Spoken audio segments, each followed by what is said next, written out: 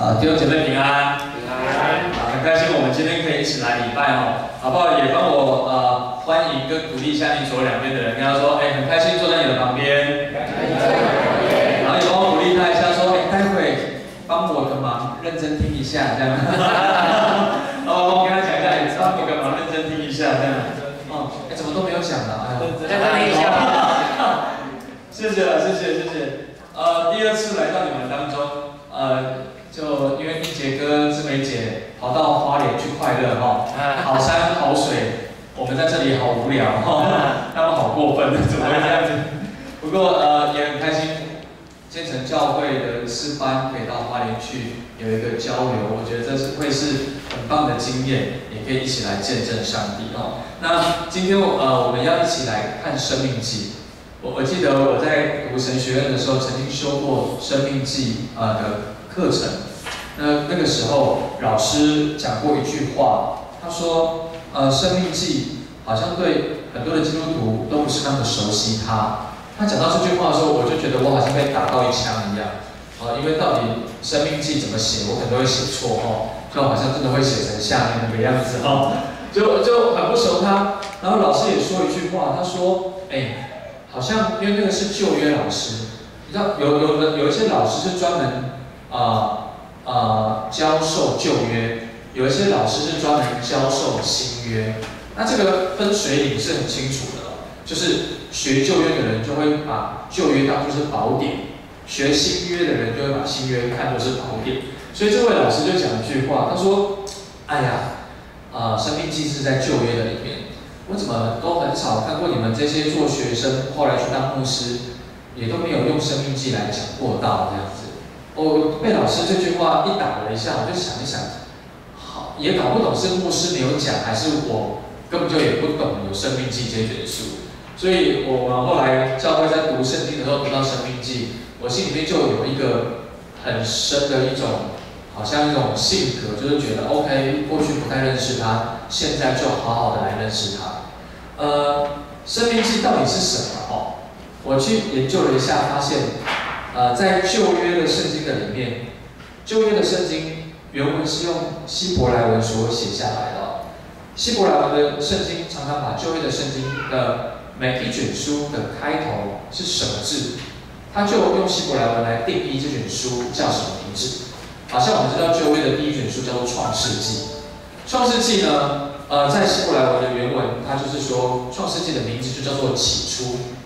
因为我们看到《创世纪》一开始就说起初神创造天地，所以《创世纪》它的希伯来文跟中文翻译其实是蛮像的，都可以理解。那接着呢，《出埃及记》是什么呢？《出埃及记》呢，在希伯来文，他们定义它就叫做明志。出埃及记叫做明志，因为它的《出埃及记》的开头就这么说：以色列的众子明志是这样记载的。吕便、西缅、利未、犹大、但、摩他利，一直下去。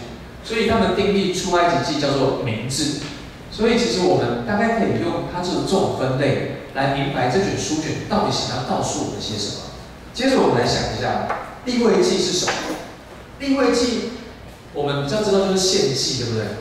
反正利未记就杀这个杀那个，然后剖一半或做什么。可是利未记的开头呢是说，耶和华从会幕中呼叫摩西要怎么样来献祭。所以利未记呢，虽然讲的是献祭，可是谁来献？人来献。所以神呼叫摩西要教导人怎么献祭。接着我们看到民数记，民数记我们中文听起来是数人头，对不对？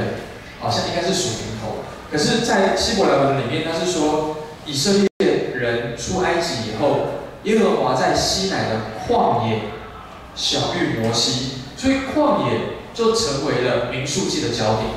所以我们就知道民数记它的背景就是在旷野的地方。接着很快来到了生命记，创出立民生。生命记是什么意思呢？生命记呢，它的开头原文是说，下面所记的是摩西在约旦河东的旷野向以色列众人所说的话，也就是这些话。所以我们可以很清楚，生命记在讲的就是这些话，在讲这些话。这个意思是什么？就是摩西重申上帝的律法。摩西借着生命记重新讲神的律法。有人说话，说了这些话，就一定要有人怎么样听嘛，对不对？如果有人说没有人听，那他就叫做白说了哈。所以有人说就一定要有人听。我们要来厘清一下，到底生命记里面说了神的律法，到底是要给谁听？我们很清楚，大概可以知道是以色列人，要给以色列人听明白。但是如果你要更细腻的理解它的话，给以色列的哪些人？其实是要给以色列新一代的以色列人。我们知道出埃及记是以色列人从埃及出来，要进到哪里去？要进到迦南地。圣经里面有记载哦，神要领以色列人出埃及，出埃及他们要进迦南地。可是我们很清楚知道，那一代出埃及的能够进迦南地，有读过圣经的人知道是没有进迦南地的。为什么没有进迦南地？是他们得罪了神，神后来惩罚他们，咒诅他们说他们不能进迦南地。然而生命记来到这个地方，他们来到约旦河东的地方，过了约旦河西这里就是迦南地。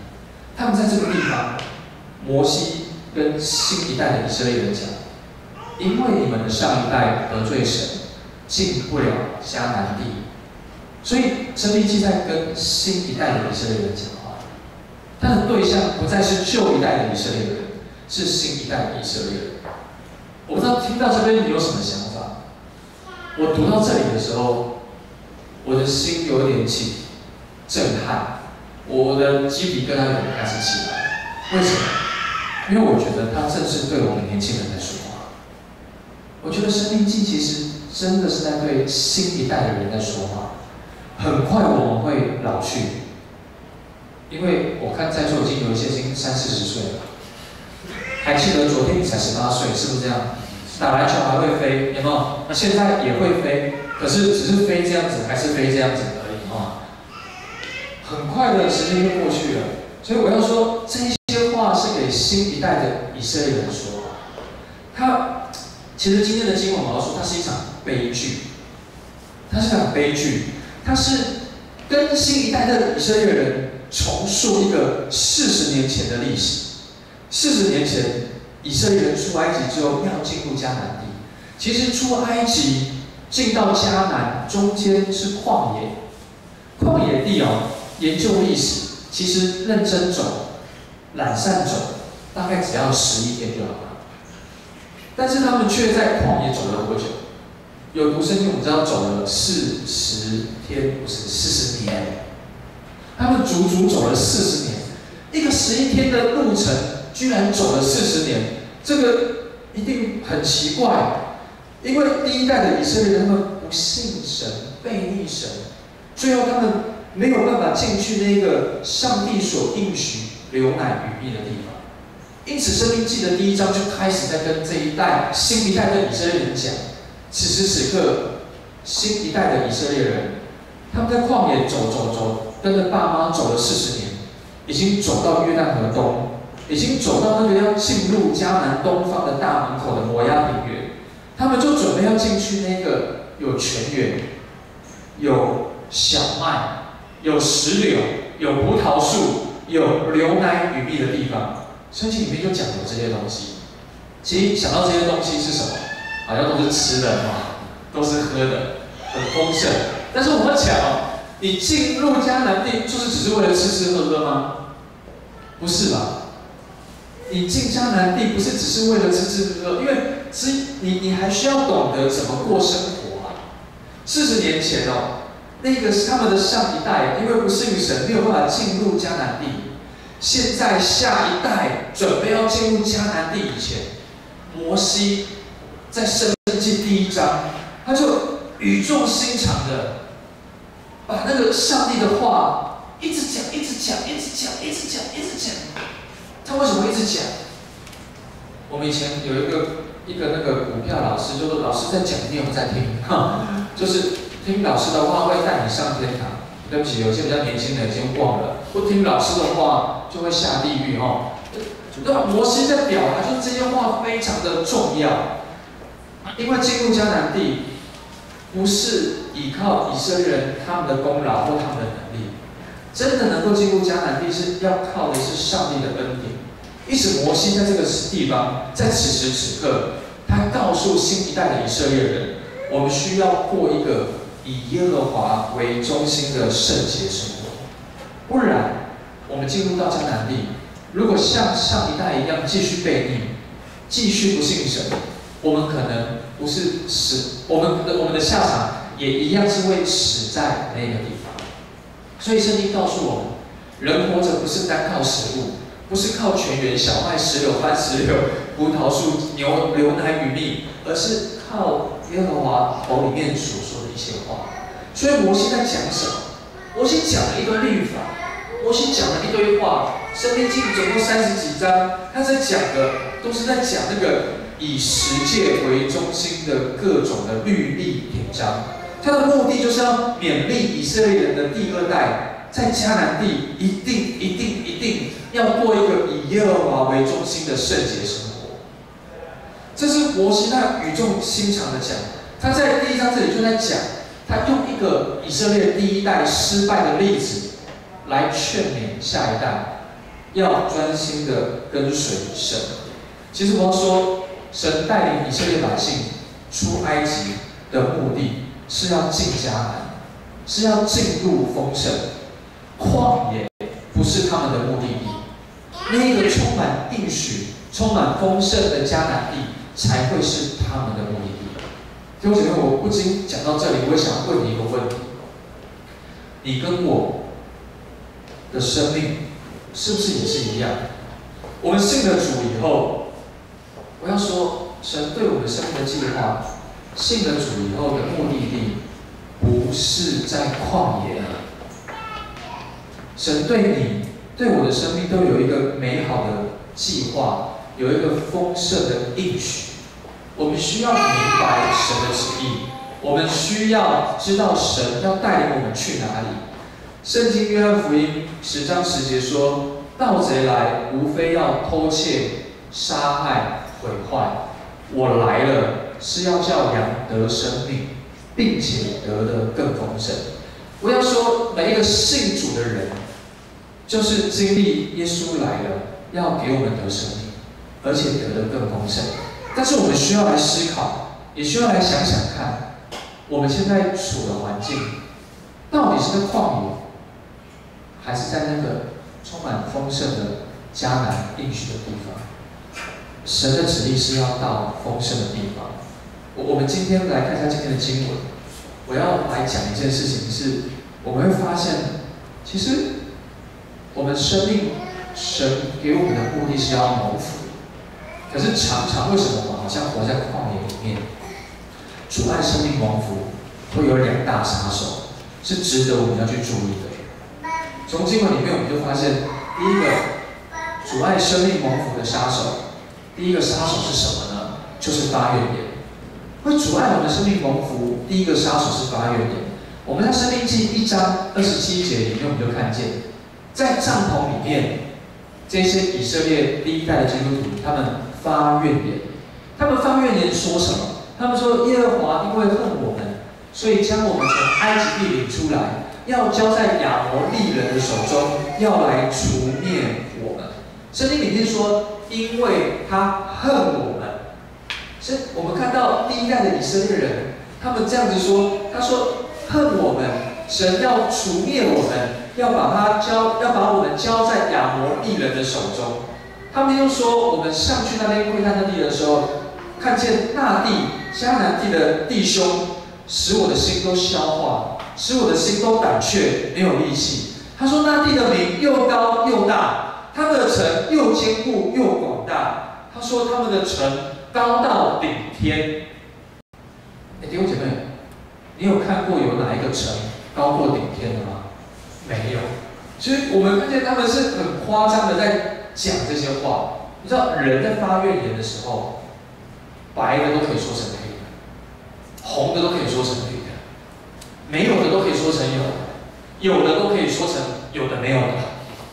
我们就发现，发怨言其实也在表达一件事情。通常会发怨言，表达我们内心产生的一些奇怪的光景，表示我们的内心可能害怕，表示我们的内心可能是恐惧，也表示我们的里面可能不够认识神。其实我觉得这些人大可说啊，我们很害怕就好了，可是他们没有这样说，他们大可说我们不明白就好了，他们却是发怨言。不要说他们说神恨我们，要除灭我们，但是事实上是这样吗？并不是耶。其实神对以色列人是有一种特别的拣选和爱，神对以色列有一种特别的拣选、爱和恩典。我们看到1章的29节，他说：“不要惊恐，也不要怕他们，在你们面前行的耶和华必为你们征战，正如在埃及和旷野，在你们眼前所行的一样。”继续他这样说：“你们在旷野所行的路上，也曾看过耶和华你们的上帝抚养你们，如同人抚养儿子一样。”他说什么？他说：“耶和华在路上，在你们的前面行，为你们找安营的地方。夜间有火柱引导你们，日间也有云柱来引导你们，只是你们所当行的道路。”弟兄姐妹，你有没有发现，其实他们所发的怨言跟事实是一样的吗？是不一样的。他们都捏造了一些话语来发怨言。其实我们就看见发怨言、抱怨，使以色列的第一代的人在领受丰盛生命当中来出局了。我要说，你知道吗？这些发怨言的人是谁哦？我们仔细来看哦，其实我们就看到这些人回报，这些人其实是摩西差派了12个探子去窥探迦南地。你知道这12个探子是哪12个人吗？我们可能都不太知道名字，可是圣经里面记载着，这12个探子，这12个人是12个支派里面的领袖。我们知道每一个支派都有上万人，而这个领袖不是随随便便挑选出来的，12个领袖是精挑细选出来的。这个领袖怎么选？是要选有见识、有智慧、为众人所认识的。过去我们都会这样觉得，会发怨言的人，应该是那一些无能为力的人，是那些做不了什么大事的人。可是我们看见，今天在发怨言的人，居然是那些伟大的领袖。其实，让我们来想一件事是，其实伟大的领袖也会发怨言。只要是人，都会发怨言。只要是人，都会发怨言。雅各书3章2节这么说：原来我们在许多的事上都有过失。若有人在话语上面没有过失，那他就是完全人了。但是显然没有这样子的人。其实发怨言是一个消极的反应，发怨言反映了我们的不信和背叛的心理。人发怨言的时候，我要说，你就会听不见上帝的声音。有一句话这么说：抱怨其实是最没有意义的发泄方式。圣经里面也这样说，雅各书3章10节说：颂赞和咒诅从同一个口里面出来，那是不应当的。因此，弟兄姐妹，我觉得我们要一起来学习一件事情：发怨言会使我们的生命阻碍我们去领受丰盛的生命。因此，即使我们的心再软弱，即使我们的听见的声音再不好，即使我们里面觉得再困难，我要鼓励你，好好的，我们一起来学习，勒住我们的舌头。这样会不会内伤？可能会。但是我要鼓励你一件事情，我们其实不太需要向人发怨言，我们可以向神来说。其实向神来说有个好处，就是整理我自己。到底我为什么会说这些话？是我哪里出了错？在座应该有不少结了婚的人，是吧？我结了婚，然后我以为结婚找到一个老婆，就你就可以随心所欲的跟他讲任何的话。弟兄们，真的是这样子吗？不是啊，你知道，你的另一半哦，也都有玻璃心的一面，不管他是男的或是女的，都会有。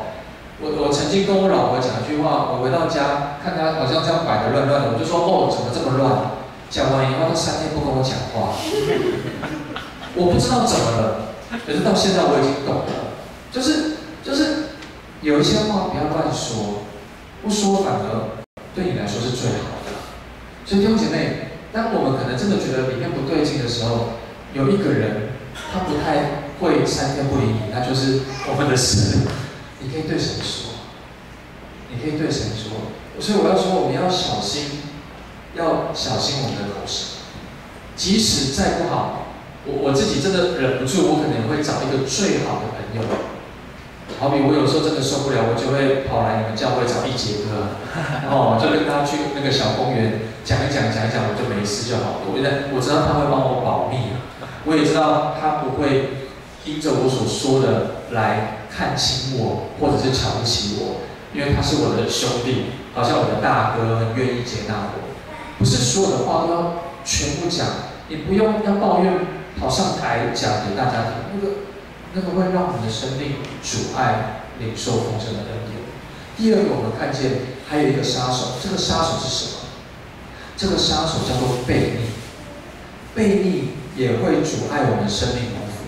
圣经里面这边42节到43节，耶和华吩咐我说：“你对他们说，不要上去，也不要征战，因为我已经不在他们中间了，恐怕他们被仇敌给杀败。”我就告诉你们，但是他们有没有听？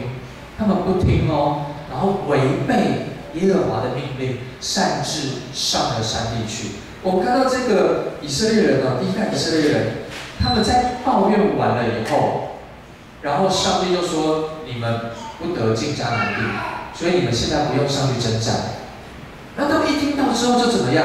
就吓到了，他们才开始悔改跟反省。我们刚刚怎么讲那些话得罪了上帝？我们已经要在这个丰盛的生命已经要出局了，怎么办？好，那我现在听，我赶快听，然后我就要上去。可是神跟他们讲说：“你们不用上去了，因为我已经不在你们当中了，我已经不在你们当中了。”可是他们听不进去，他们还是想要用自己的方式来做事情。什么是悖逆？悖逆其实就是不顺服，悖逆就是抗拒，悖逆就是爱争论。我们看到今天的经文就是争来争去，讲来讲去，都讲一些我们听起来是没有营养的话。其实我要说，什么叫做悖逆？悖逆就是他们不把神当作神来看待，他们想要自己做主啊，他们想要自我中心，以我自己为主为神。但悖逆是很可怕的一件事情。诗篇33篇12节说：“以耶和华为神的，那国是有福的。”以耶和华为神的，那国是有福的。意思是，如果我把耶和华当作是我生命的核心，那个国家那个人会是有福的。另外，出圣经这么说，诗篇16篇4节说：“以别神代替耶和华的，他们的愁苦必加增。”以别神代替耶和华的，他们的愁苦必加增。如果我们从今天的经文最后一行，我们就看到他们竟违背耶和华的命令，擅自上山地去，我们就知道他们把自己放在耶和华为神的位置上，以耶和华以别神代替耶和华的，他们把那个别神就是拿自己擅自自己放在耶和华的位置上，他们的愁苦必加增。弟兄姐妹，这好像我们的生命就是这样。如果你不把耶和华神把它放在当放的位置上，你可能把名利、把物质的欲望，你好像把对某一个人很深爱他，爱到一个好像超过耶和华的位置。圣经里面教导我们，我们的愁苦是会加增的。我们要把神当作我们生命的中心跟核心。我们看见以色列人的第一代，他们在蒙福生命里面出局，是因为他们发怨言又悖逆。接着我们要来看，那生命蒙福的关键是什么呢？我们刚刚要注意两件事，就是要小心我们的嘴、我们的口不要乱发怨言。第二个是我们的心不要悖逆。接着能够使我们生命蒙福，也有两个关键。第一个关键叫做专心的来跟从。在36节，圣经这里说到，35节说，这个恶的世代，连一个人也都不得见我起誓应许他们列祖的美地。然而唯有耶孚尼的儿子迦勒必得看见，并且我要将他所踏过的地赐给他和他的子孙，因为他专心跟从我。我们看见以色列的第一代，那个12个探子里面，圣经里面记载着10个人不能进去，只有2个人可以进去，那就是迦勒跟约书亚。连摩西伟大的领袖，最后都死在申命记的34章里面，他也进不了迦南地。圣经里面讲，迦勒为什么可以进去，是因为他专心跟从。我们来看看他是怎么专心跟从的。其实我在讲这段历史探子回来禀报之后，我们就发现，在民数记13章里面有清楚的记载，12个探子会看地回来报告摩西，他们这10个人就说，那里果然是流奶与蜜的地方，有许多的果子。圣经说他们还扛抬那里的葡萄回来，说2个人扛抬，我也搞不懂是多大，平常我们应该这样拿就好了表示很肥美的意思。他说，虽然那地很美，东西很漂亮，然而住在那地的民非常的强壮，城也坚固。他说，有亚玛力人住在南地，赫人、耶布斯人、亚摩利人住在山地，迦南人住在海边并约旦河。意思是什么？没有我们容身之处。我们就看到，讲完这些话之后，那10个探子都这样讲，迦勒就出来，在摩西面前安抚所有的百姓，就说：其实我们立刻上去得那地，我们足能够得胜。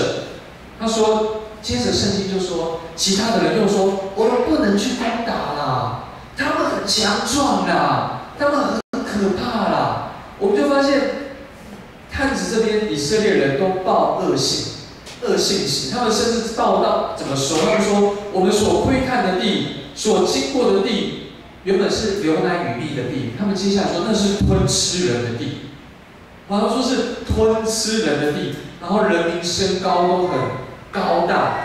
据我们看，那地的人都是高大的伟人。据我们看，我们自己就好像蚱蜢一样。我想他们看我们也是如此。你知道讲完这些话以后，那些百姓的反应是什么？百姓听到这些负面的话，就开始说啊，巴不得我们就死在埃及就好了，不死在埃及，那我们就死在旷野啊。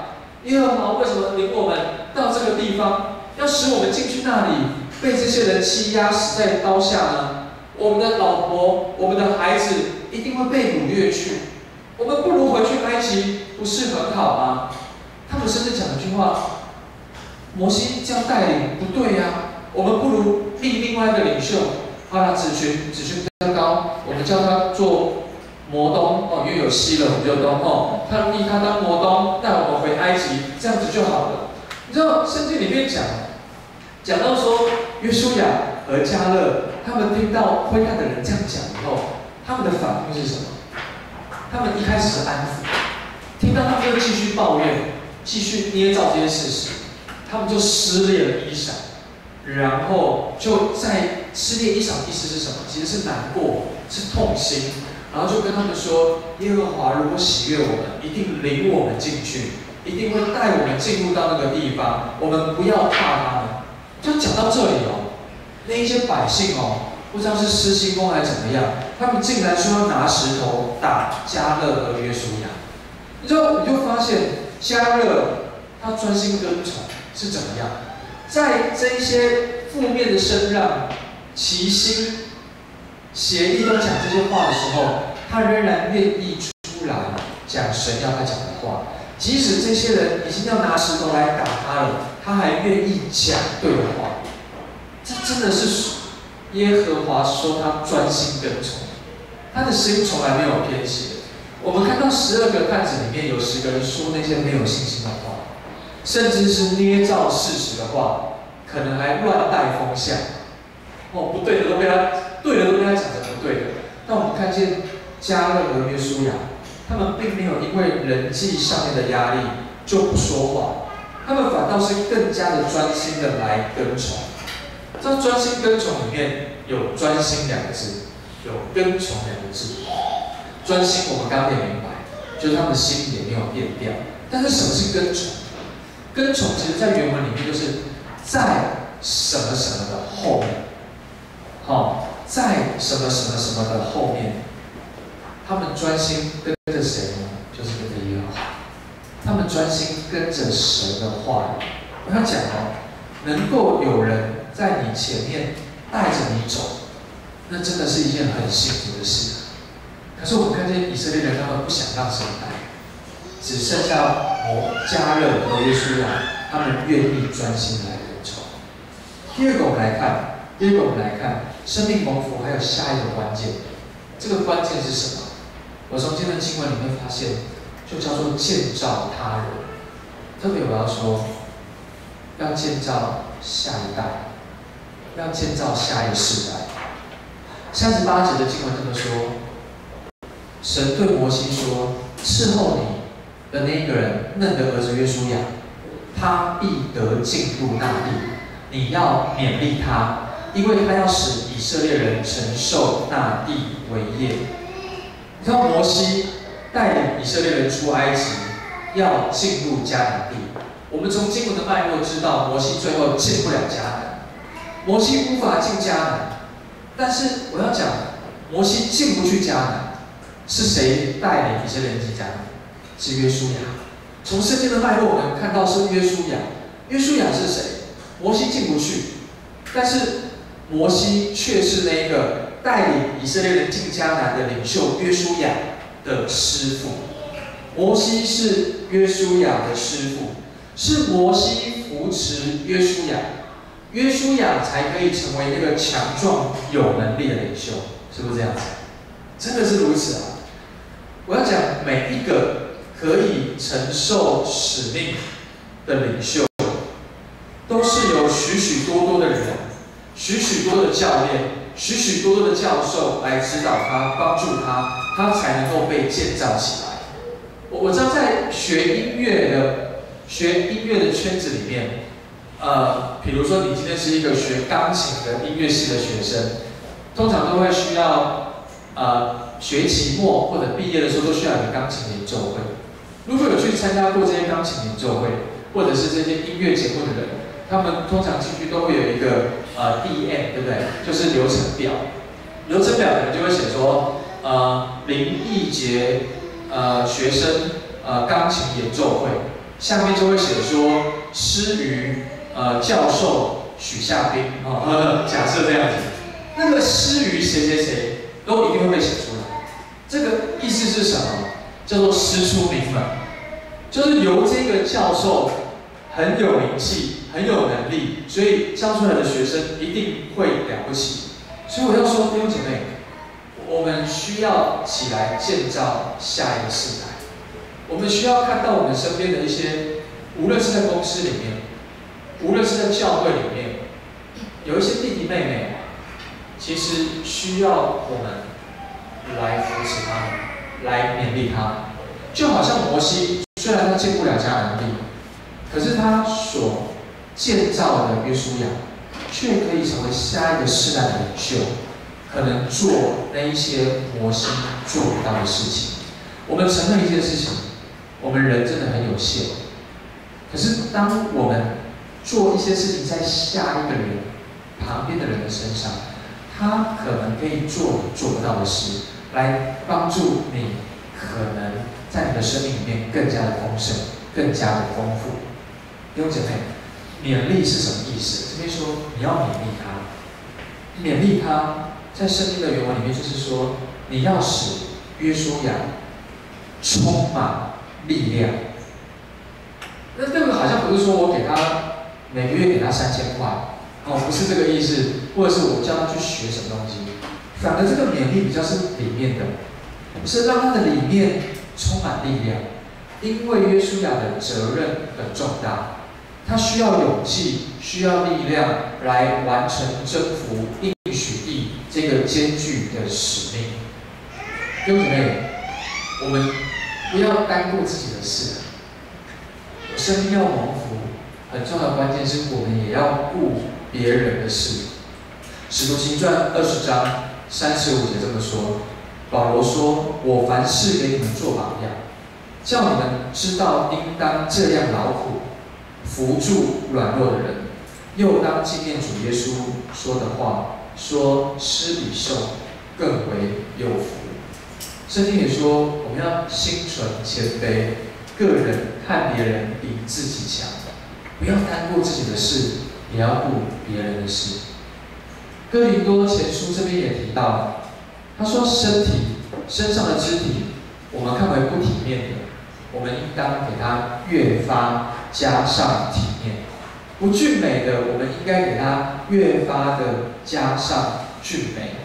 他说，我们肢体总要彼此相顾。那我就发现，读《生命记》很有趣，因为《生命记》里面可以让我们学到一些生命的技巧和生命的技能。我们今天学到一件事情是，神告诉我们，我来是要叫羊得生命，并且得的更丰盛。我要鼓励大家记住这个几个点就好了。主爱生命蒙福会有2大杀手，第一个就是发怨言，求主帮助我们。我们很容易发怨言，但是我们学习勒住我们的口，因为颂赞和咒诅从同一个口出来，那是不应当的。我要请子瑜帮我弹琴啊。第二个是我们要小心悖逆。其实我们人都会悖逆，没有人会不悖逆的，因为只要跟我们意见不符合，我们就会不舒服，就会难受。但是我们求主帮助我们，不要让别神代替耶和华。我们如果当我们的心开始想抱怨，想要有一些不舒服的时候，我要鼓励你，鼓励我自己，我们就是来到上帝面前，问神说：我可以怎么思考？我可以怎么反应？生命蒙福也有2个大环境，第一个就是要专心的来跟从神，把我们的眼睛定准在神的身上，把我们的眼睛定准在神的话语的上面。来跟随他，跟随他就是问他说：主，你觉得我可以怎么行？我可以怎么做？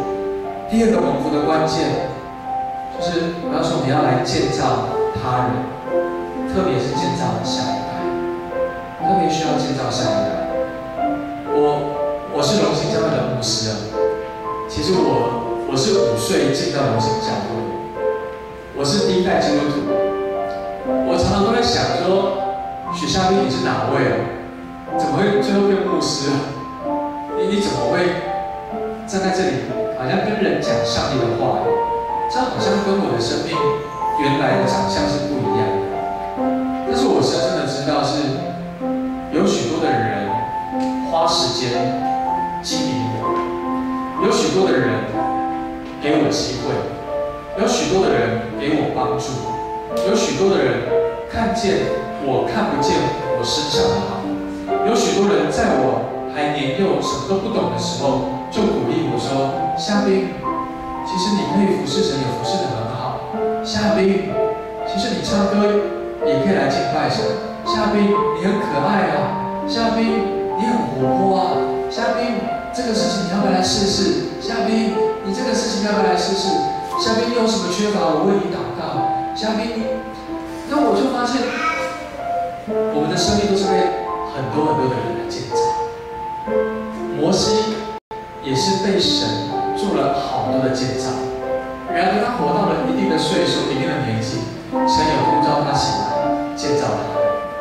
弟兄姐妹，神对我们的生命有他的计划。我要说，我我们要学习一件事情是，不要出了埃及，却进不了迦南，那太可惜了。以色列的第一代已经出埃及了，已经离开那个捆绑，已经离开那个奴役，已经离开那个压迫，应该是要进入到那个丰盛应许的地方去。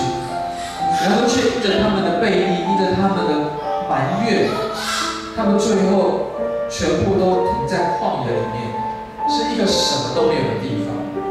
旷野不是我们生命的应许地，旷野不是我们的目的地，迦南地才是，迦南地才是。好不好？我要鼓励大家，我们在读生命记的时候，我们需要知道，神啊，你对我生命的计划是什么？帮助我不要离开了埃及，却进不了迦南，停在这个旷野。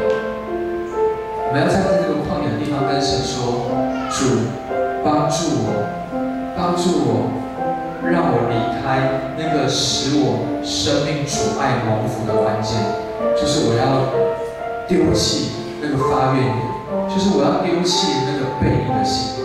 跟主说：主帮助我，我要进入生命蒙福，就是我要来专心跟从你，就是我知道我可以建造他人，我可以对人说一句美好的话，我可以对人说一句造就的话，我可以给人一个鼓励的话，我甚至可能什么话都说不出来，我可以在我的密室里面为他们来祷告，求你来祝福他们。弟兄姐妹，好，我们最后一同起立，我们来用这首诗歌来向上帝来回应。求主帮助我们，可以再一次在生命记里面学习生命的技巧，专注它，对准它。我们一起用这首诗歌来敬拜他。你仰脸，你仰脸，保守你说爱你，你不必永远不离。将我从淤泥里捧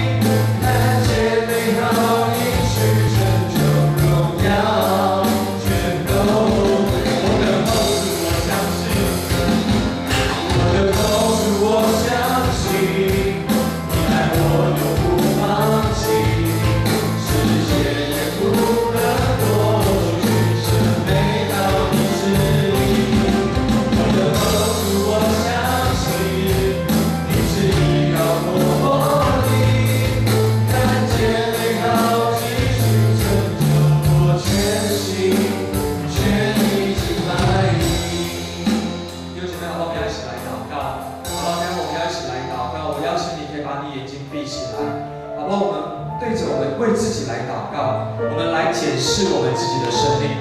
今天的下午是一个我们来到上帝的面前，恳求神帮助的时刻。我们跟主说：主啊，我们知道主爱我们生命蒙福会有2大杀手，一个就是发怨言，一个就是那个悖逆的心。今天的下午，我们来到上帝的面前说：主，求你帮助我，因为我知道我的口舌时常会来得罪你。我知道我的口舌时常会说出那一些不好的话语，说出那些没有信心的话语。我的口舌时常会说出那些使人的心主要来转离你的话语。今天的中午，我向你来祷告，求你帮助我的口舌说那些敬拜你的话语，让我的口舌说出那些安慰、造就、劝勉人的话语。我们向神来祷告说：主，你来掌管我的心，因为我时常没有办法掌管好我的心，我的心常常会不顺服，我的心时常会抗拒你，我的心也时常会想要争论。但是今天的下午，求你来帮助我，让我把你当作是我的神，让我不再做自己生命的主，乃是让你做我生命的主。好像我可以在这个好像使我生命阻碍蒙福的杀手离开我的生命。好吧，如果是你，我们现在就开口来祷告，向主来祷告，说：主帮助我，帮助我的嘴来赞美你，帮助我的嘴不抱怨，帮助我的心不悖逆。我们开口来为自己来祷告，开口为自己来祷告。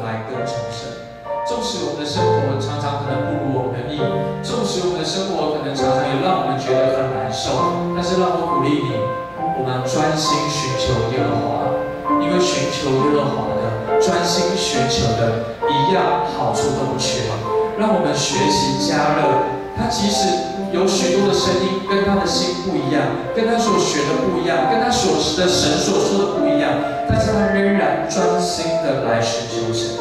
我们也要来祷告一件事情是，好像摩西来劝勉约书亚一样，我要鼓励你，找到你生命当中有1位、有2位、有3位的人，他好像是你生命当中的约书亚。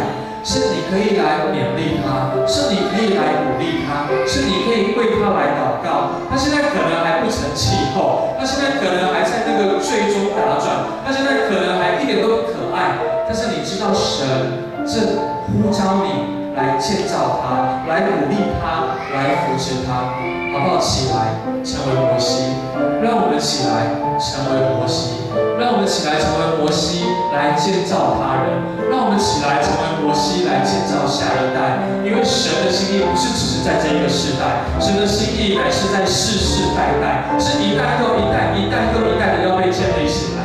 让我们好像可以活到70岁的时候，我们可以看见我们的教会有下一代；让我们好像活到70岁的时候，可以看见下一代做的比我们这一代还要好。好，我们开口来祷告，跟主说：主，我要专心来跟从你。主啊，我也要被你来使用起来，建造下一个时代。开口为自己来祷告，开口为自己来祷告。所以说我感谢你，主啊，我求你来帮助我们，让我们接着你的话语，知道神要我们。主啊，有2个关键，主啊，就是我们要专心的来跟从你，我们要专心的来跟从你。主啊，帮助我们，主啊，你心意就是你给我好的，主啊，让我们来寻求你。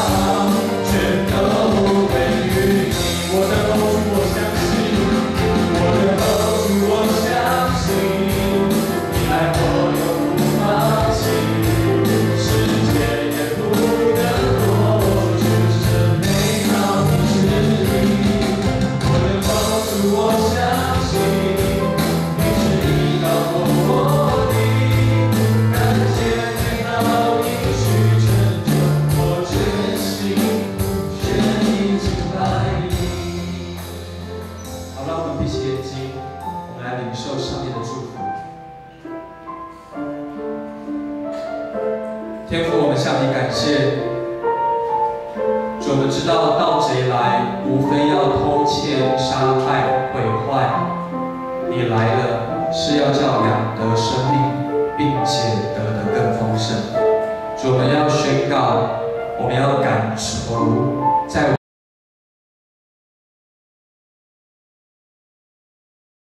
我们生命当中的盗贼。主，我知道恶者有的时候会做一些诡计，在我们生命当中来偷窃、破坏我们的生命。然而今天的下午，我们定义要来寻求耶和华。主，帮助我们在你的里面要来领受丰盛的生命。主啊，我们知道你领我们出埃及。主啊，旷野不是我们的目的地，进入那个领受丰富应许的迦南地才是我们的目的地。求你帮助我们。主知道我的生命阻碍蒙福的杀手，主就是那个发怨言跟悖逆，这就是那个魔鬼的诡计，这就是盗贼的作为。主，我要向我的心来宣告，向我的生命来宣告，这个盗贼你滚开！主啊，我要把这个盗贼叫他离开我的生命。